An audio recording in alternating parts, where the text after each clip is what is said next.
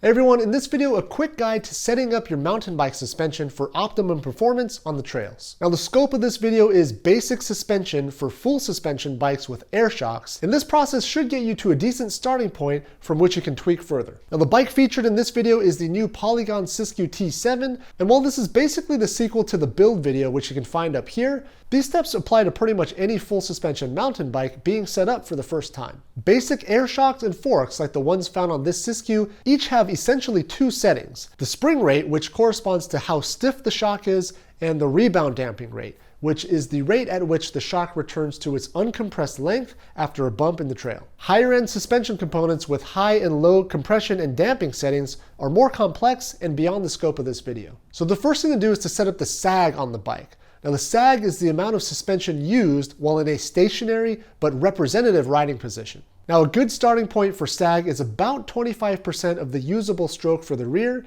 and about 15 to 20% for the front. Now to get started, it's helpful to have a friend support the bike as you get into riding position. You should also bounce up and down a couple of times to break the stiction and get the shocks moving freely. Take note of the front and rear sag, and when getting off the bike, make sure to do so slowly and carefully so that you don't further compress the suspension in the process. Now for either shock, if there's not enough sag, then there's too much air pressure in the shock and you can let some out by depressing the valve core. Now if there's too much sag, then you have insufficient shock pressure and you'll need a high pressure shock pump to inflate the shock to a higher pressure. A basic shock pump like this will run you under $25 and is definitely a good investment now that you've got a full suspension bike with air shocks. Now once you have your sag set, the next step is to set the rebound damping rate. Now again, this is the rate at which the shock will return to its uncompressed state after hitting a bump in the trail. If the rebound is set too fast, the bike will feel like a pogo stick and it can potentially buck you off the bike. But if it's set too slow, you may experience suspension packing,